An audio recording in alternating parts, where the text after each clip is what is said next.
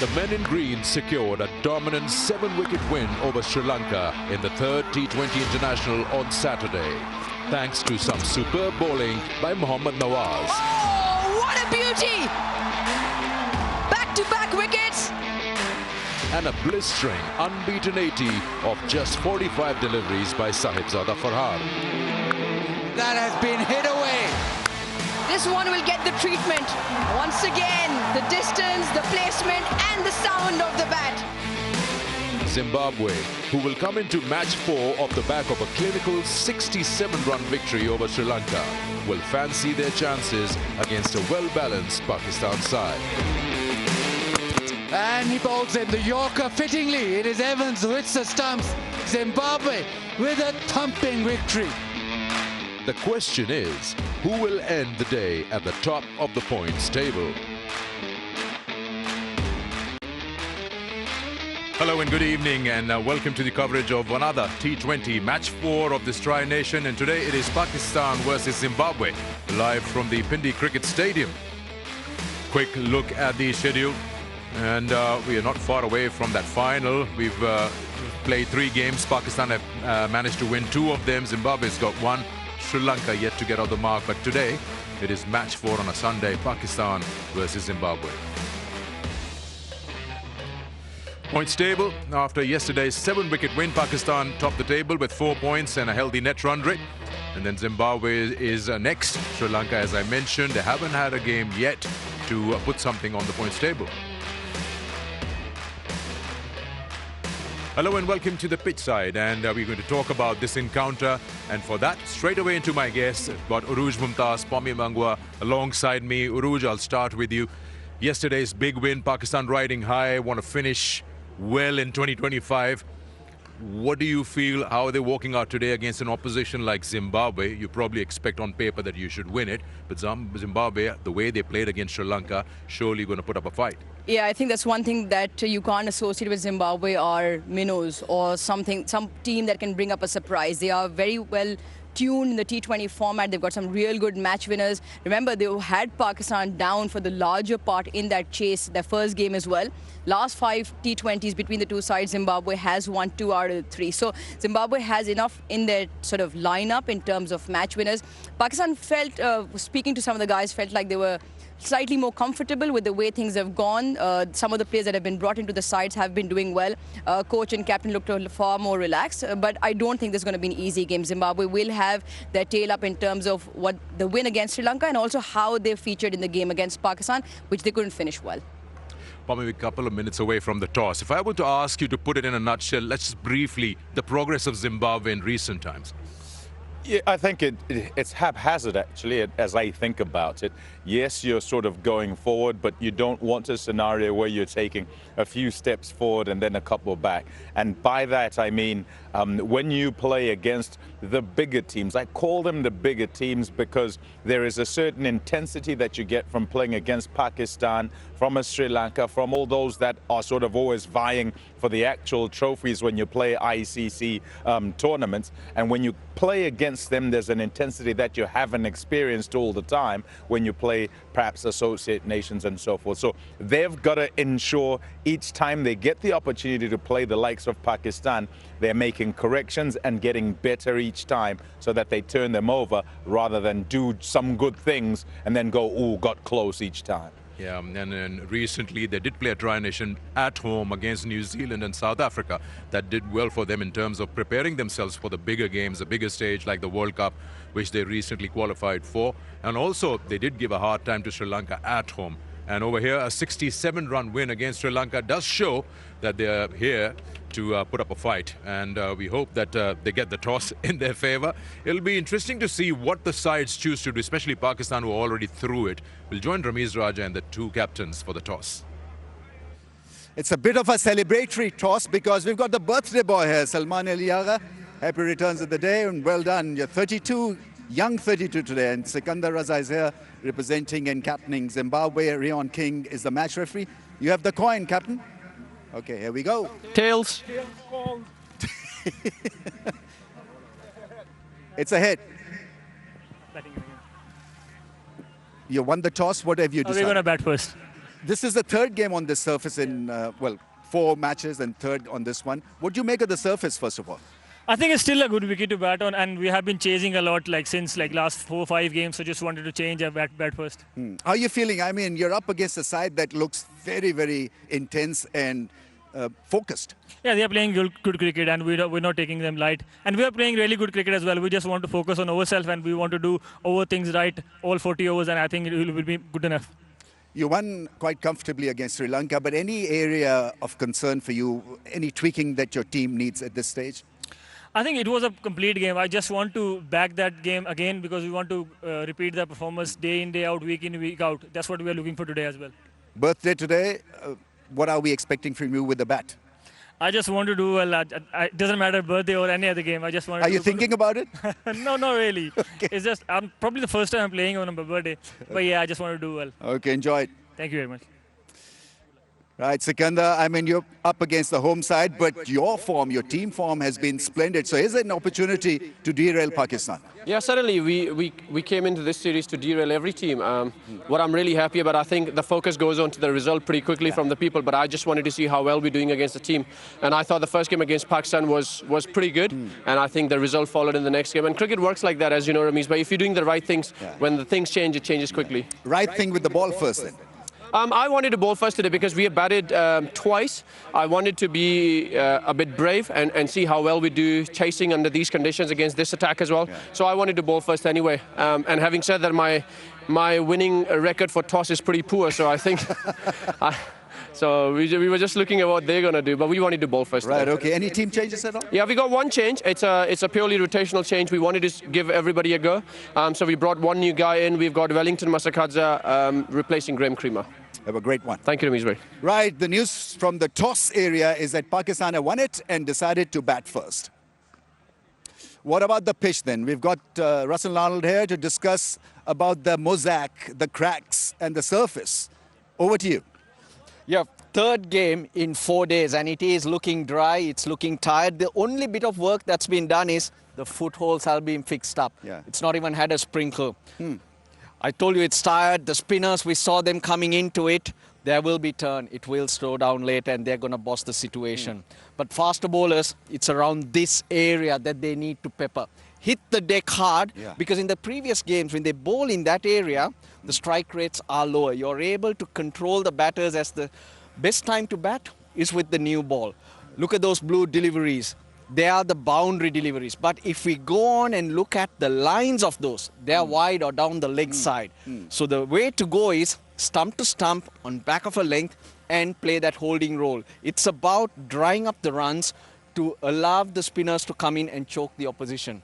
I think Pakistan need to target around 155, Ramiz. It's about a grind here. It's going to be a real arm wrestle today, I'd say. All right, okay. No arm wrestling between us, though. So it's straightforward run for Pakistan. They've chosen to bat first and on a surface which is still offering good assistance for batting.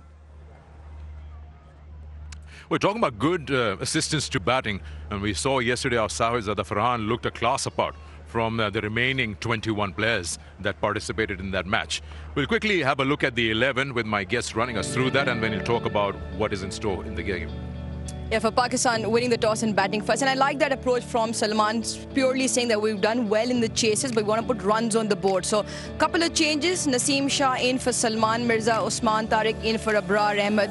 So like for like in terms of replacements. But that top order has been firing. It just hasn't done well in terms of opening stands. Saim Ayub will look to get more runs on the board. But that middle, number 3 and number 4, Babar, would want his numbers back up in T20 format. The captain will want some runs on birthday as well. Middle order and in terms of all-round performance, very good in terms of Pakistan. Yeah, a look at the Zimbabwe side, and they've made a change as well. As you heard from Sikandar Raza, he said purely rotational. So it's Creamer who goes out, and in comes Masakadza, who bowls left arm orthodox.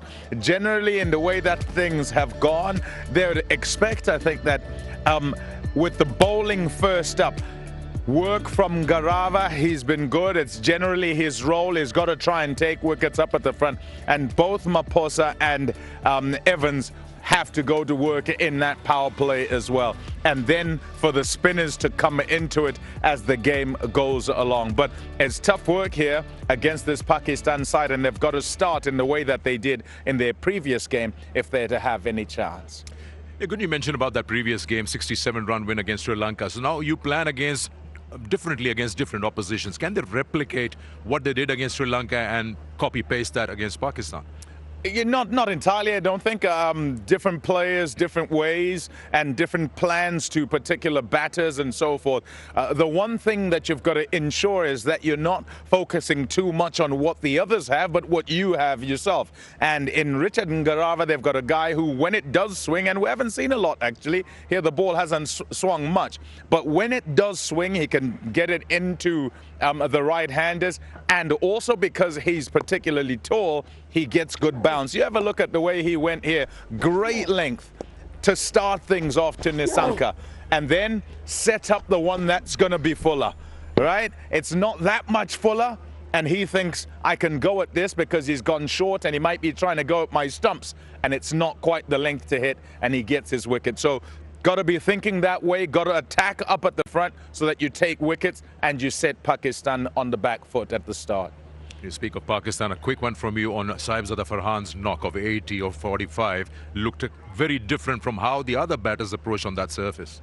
Yeah, and interestingly, during that game, we even saw the strike rate in terms of areas, and he was scoring at 200 right in the middle of the stumps. Normally, a lot of batters score when there's width on offer or down the leg side. He is very strong in that line of the stumps, which is very good, especially off the back foot or the shorter delivery. The one thing he did talk to you about, Sikandar, as well in that post-match show with you was maybe just there's one area that he needs to work on. For me, that was a shot of the day off the back foot. But one thing maybe that he can work on is just in between rotation of strikes. So himself, he's got the ability to hit the long ball, but you just don't want to mount pressure on yourself. And he's got the ability to get Pakistan off to a flyer, especially with the players that he's got around him. All right. A lot to talk about on this match between Pakistan and Zimbabwe, but we'll take a short break. When we come back, we'll look into this match 4 of the Tri-Nation.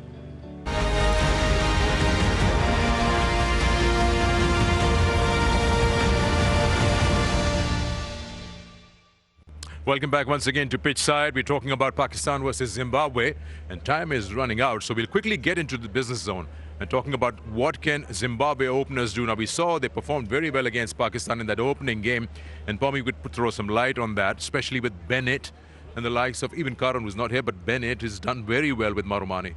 Yeah, he's been very good actually. Bennett, I said in all formats, he sat with us after game number 1, and this 49, then another 49.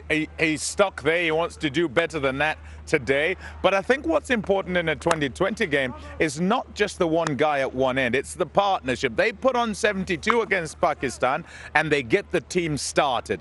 And with Marumani, they were pretty good, actually. And it was Pakistan who were looking for answers and unsure how to go. But post that, there was then the difficulty because everybody came in and felt they could play at the same pace as those two had done. But here in Pakistan, in these kinds of conditions, when the spinners come to play, you've then got to adjust and make sure that you work it and then build to that crescendo at the end. So hopefully they've learned those lessons and can go with that method rather than kind of go all out right from the beginning. Yeah, you speak of Marumani and Bennett. You caught up with Marumani a while ago. Let's have a listen what he had to say.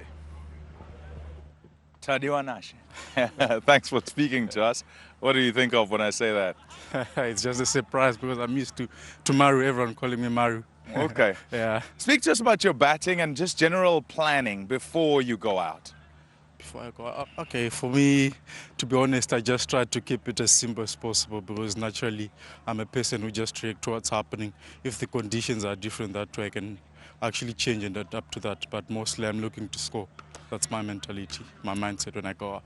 And are there any particular targets that you kind of set for yourself or speak about in team batting meetings with regard to batting in the power play because you got to get it started? Yeah, I can say as a opening partnership myself with Brian, mostly you've got a blueprint, I can say. Yeah.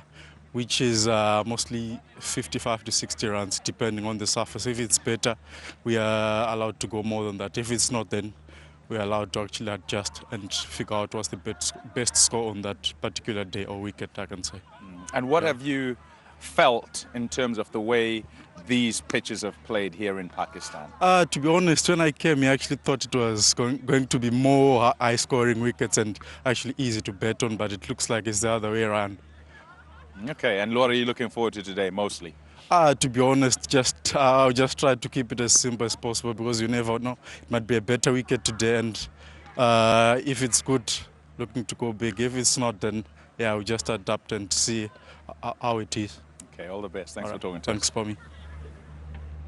Yeah, they've been giving good starts to Zimbabwe. Maybe Sikandar Raza, if he pulls himself up in the order, and then they can, with the top four, put up a fighting total in today's game. Now, quick look, the spin is going to be a challenge today again. It's the same surface, third game, like Nawaz's 2 wickets yesterday, especially Usman Tariq. Now, if you haven't played him before, and as a batter, load up position, and he gets that little pause, it'll be interesting to see how the Zimbabwe batters manage him. I mean, there's plenty of footage going around, so I'm sure they've seen the footage, but that pause is quite an elaborate pause. And that's what probably throws trigger movements or the timing of the bat swing and all of that out of the place till you don't actually play a player of that. Also good to see that Abrar obviously has been doing really well for Pakistan, ODI, and continued in the T20, but he's not playing today, so Usman Tariq makes his way in. Whether they continue with him in terms of the longer run into the World Cup, but it's good to see him getting an outing.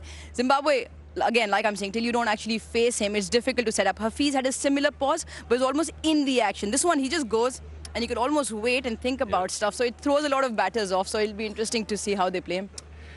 Lesser the better, but what would Zimbabwe be happy with in chasing? Yeah, I like that you say that. I think we've got to sort of work with around 160. I say 160 because of watching the couple of games that have gone here before. This is a third time this pitch is being used, so you don't want it to be too many more than that. But even if it is, you normally will get your cue from how it plays for Pakistan for whoever bats first. So you'll get your cue there. And like you say, lesser the better. And if you're aiming up front, you're going less than 160, and you'd be happy with that. Final minute into the show, Russell said out there in the pitch report that 150 is good enough. You feel that that is your benchmark. Anything above that is bonus? I think it's still got the runs. Yes, it's a tired surface, slightly drier, will be slower. Pakistan does have quality spinners. Nawaz has held things together for a very long time. But with the hard new ball in the power plays, spoke to the openers as well, Brian Bennett in good form. They'll want to maximize that, but capitalize on after. We've seen time and again that because of the surface and the tired nature of them, it's not easy for the new batter to come in. So once you get yourselves in, you want to go in for longer and assess. I still feel north of 150 still enough runs in the surface. All right, Uruj, Pami, thank you so much for joining us. Crowd is coming in numbers. It's Sunday. It's going to be an interesting game. I just get a feeling Zimbabwe will put up a fight against Pakistan. We hope that we get a great game of T20 cricket. Enjoy our coverage.